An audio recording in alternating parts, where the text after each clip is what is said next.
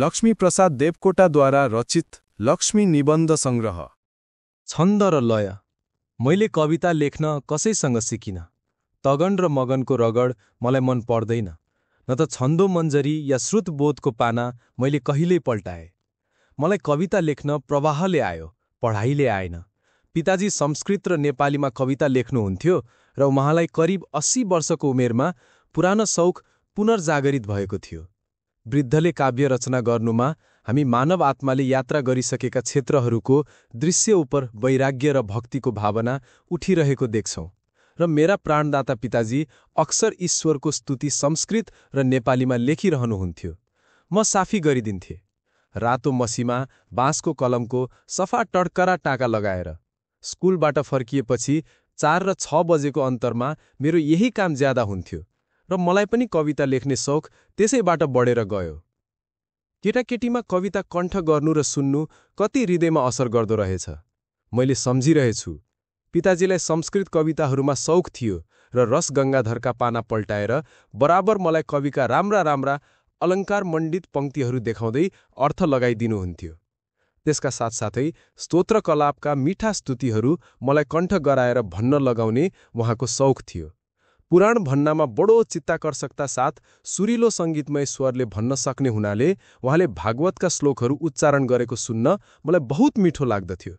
यिनै प्रभावहरूले कथा कथाबाट मेरो हृदयमा छन्द आफै घुसेर आयो, जस्तो गानाको लय कुनै कुनै केटाकेटीको कानमा साँच्चैसँग घुस्दछ।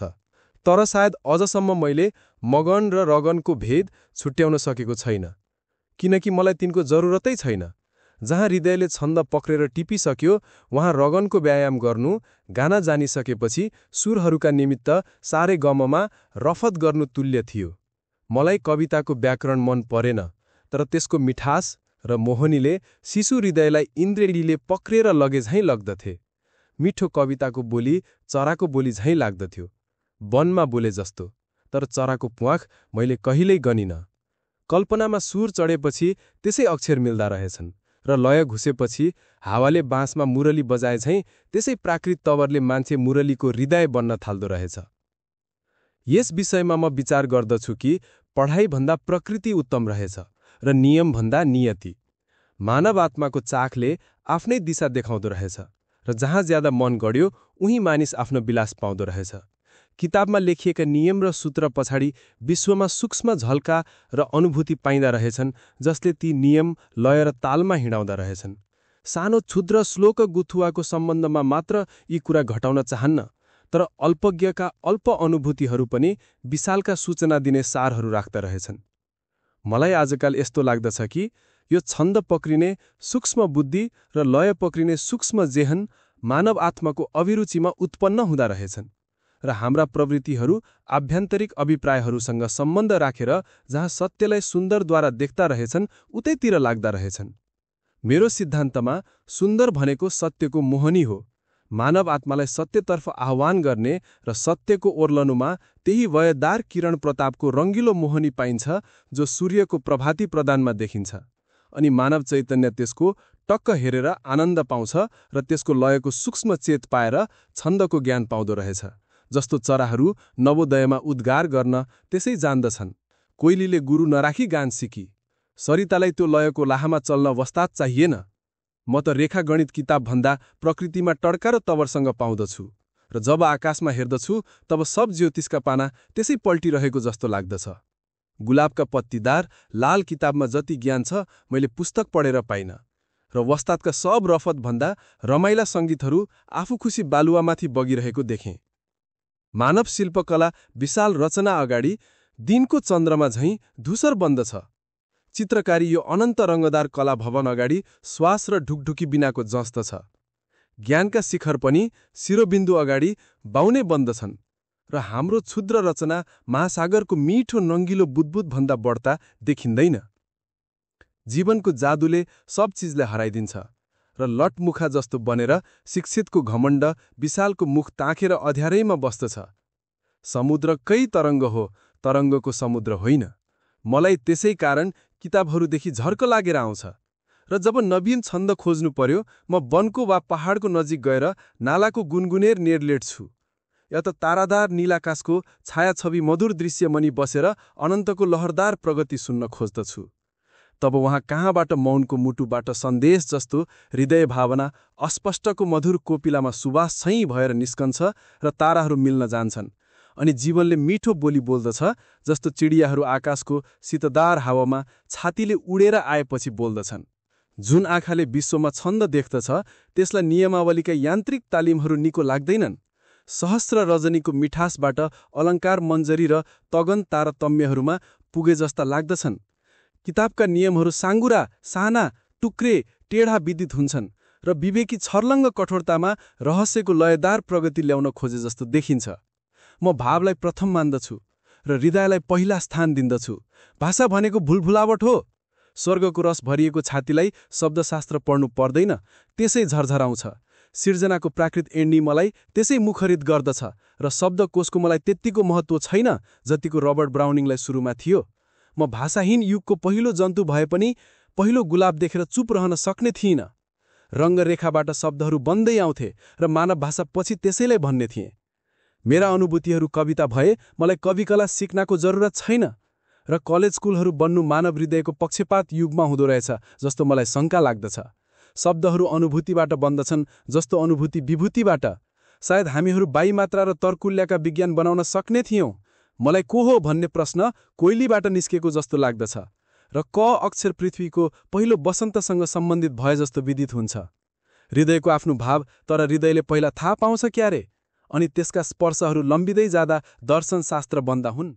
विश्वमा छन्द नभए म कवि हुन सक्ने थिइनँ, चैतन्य नभए म अनुभूति पाउने थिइनँ, स्वर्ग नभई खोज्ने थिइनँ, नरक नभई डराउने थिइनँ, सृजना नभए मुखरित धने थिइनँ। गाना सितारमा बस्दैन, तर पहिलो सूर्य रश्मिमा चित्रकारी पहिला गुलाफमा निस्किएको थियो, नाटक पहिला प्रभातको तरङ्गमा। मेरा नसामा नाला छन्, हृदय आकाशमा ताराको झिलिमिली छ। गोधुलीबाट म दोसान्धी दुनियाँको मिठास पाउँछु र मेरा छन्द र लय छन्दो मञ्जरी र सङ्गीत परिचयमा छैनन्। तर अनन्तको फुलबारीमा जलको कलकल बनेर म बराबर निदाउँछु संसारबाट, अनि म जागृत पक्षी झै गाउन खोज्छु। किन विश्वकवि नभए साना कवि हने थिएनन्। हामी खाली हावामा रुन्झुनाइरहेका टुक्रा टिप्दछौँ, महासागरका स्वाति बुन्द करुणामा पिउँछौँ र साना निदमा सपना देख्दछौँ, र हाम्रा भाषा व्याकरणबाट निस्कँदैनन् र हृदयको प्रथम राशिबाट हाम्रो विश्वमा शीतकणमा झल्किरहेछन् र अनन्तको सामुन्ने आँसुका दाना जस्ता छन्। सृजनाको पहिलो सुख प्रेमद्वारा हामीलाई दोहोर्याउन र भाव लिन दिइएको छ। हामी अपूर्णता र लय सुन्दछौँ र क्षणमा अनन्तको स्पर्श गर्दछौँ। पहाडहरूमा नीरका शिल्पकारी छन्, विश्व नृत्य, गान र मदिराले बनेको छ।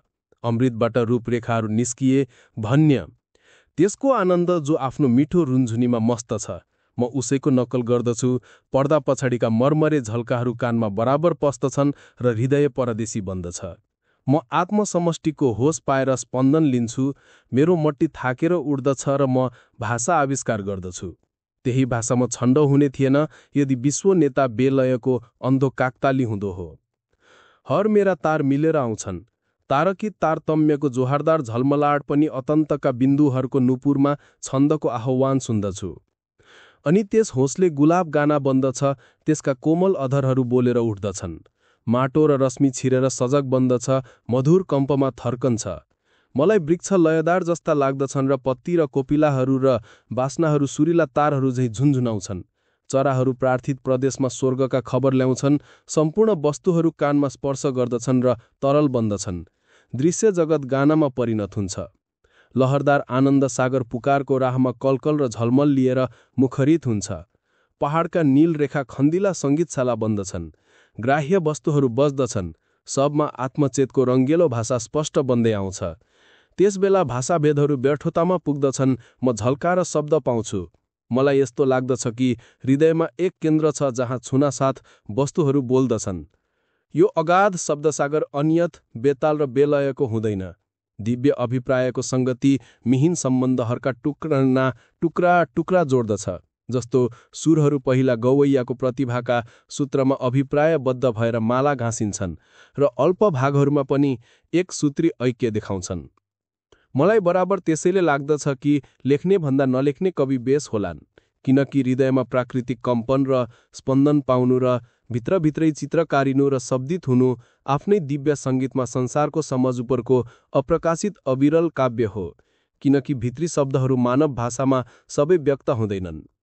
तर आफ्नो स्वानुभवी दृष्टिमा सदा आत्मप्रकाशिनी र आत्मभाषी सच्चा कविहरू मानव प्रेमले लेख्दा हुन्। सृजनाको प्रेरणा मानव प्रेरणाबाट निस्कन्दो हो। निराला अकेला ढङ्गलाई के कलम लिनु पृथ्वीमा ओर्लनु हो होइन र अक्षर बनाउनु रहस्यलाई गिजाए जस्तो लाग्दो हो होइन। आखरमा म वेदान्ती बन्दछु। यो फल्दो फुल्दो रङ्गिलो झिल्किँदो प्रगतिशील सङ्गीतको आत्मा नै सृजना रहेछ। ओमकारी अमृत स्पन्दनमा विश्व निर्माण भयो भन्नेतिर मेरो विश्वास ढल्किन्छ।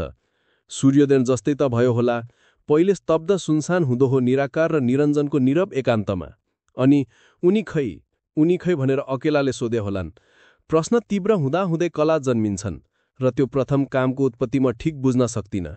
तर मलाई घाम जस्तो उज्यालो छ कि त्यसपछि परमेश्वर आफ्नै प्रेममा मुग्ध भए। प्रेमले लीला सिकायो र लीलाले सृजना गरी। सृजना प्रेमको पूजा सामा भयो होला। यी मेरा क्षुद्र अनुमान हुन् र कतिले बोक्रे वेदान्ती बनाउलान् भन्ने डर छ। तर अहिले लेख्दा लेख्दै यस्तो लाग्यो, आफूलाई परमेश्वरको सानो टुक्रा सम्झन्छु जो टुक्रा होइन। अल्पद्वारा अनन्तलाई हेर्नुको आनन्द मलाई छ। एक अकेला अनेक हुँदा म झिल्किएर उठे होला। केशव देवदेवता आखिर दीप्ति नै होइनन् र? हामी ईश्वरले सीमित हुँदा भिन्नताको होस राख्छौं र विवाद पनि यादमा परिणत हुने ठाउँमा एक सिवाय दुई देखिन्न होला। तर मलाई सृजना मिठो छ, प्रेम रसिलो छ र म आफूलाई झिल्का बनाएर छर्न चाहन्छु। म छन्द र लय टिप्छु जस्तो सुकुमारी पहाड कन्याहरू ऐसेलो टिप्छन्। छन्द र लय बिना म केही कुरामा ऐक्य देख्दिनँ। कविता र गानाले सारा संसारलाई एक सूत्रमा गाँस्दछ। बेछन्दी हुनु विक्षेप हो। बेलयको बोली अन्धकारबाट उठ्दछ। छन्द र लय समय र अवकाशको अनन्ततामा विश्वकविको प्रतिभा झल्कन्छ, किनकि अल्पअंशी विभिन्नतामा एकले गाउँछ। म परमेश्वरबाट अलग पनि हुन चाहन्छु र बराबर मिल्न चाहन्छु, नत्र खोज्नुको मोहनी र वियोगको मधुर रोदन र मिलनको तीव्र आनन्द बिना जीवन खल्लो हुन्थ्यो र रुनुमा, हाँस्नुमा, च्याट्ठिनुमा, रिस देखाउनुमा छन्द र लय छैन म भन्न सक्दिनँ। कृष्णको मुरलीमा सबै रिसका पनि राग छन्। उनको छन्द हामीले बुझ्नुपर्छ, उनको लयमा आत्मा रहनु पर्दछ। जब परमेश्वरलाई आफूबाट अलग बनाउन चाहन्छु तब रूप र रङ्ग्य व्यक्त गर्दछु। उनी प्रेमले ओर्लेर आउँछन्, त्यही रूपमा जो प्रेमको हृदयले भावना गर्दछ र सपनाका देशका चित्रहरूमा सत्य रङ्गिँदै ओर्लिरहेछ र त्यस ओर्लनुमा म छन्द र लय देख्दछु। छन्दसँग हामीलाई किन ज्यादा प्रेम भएको होला?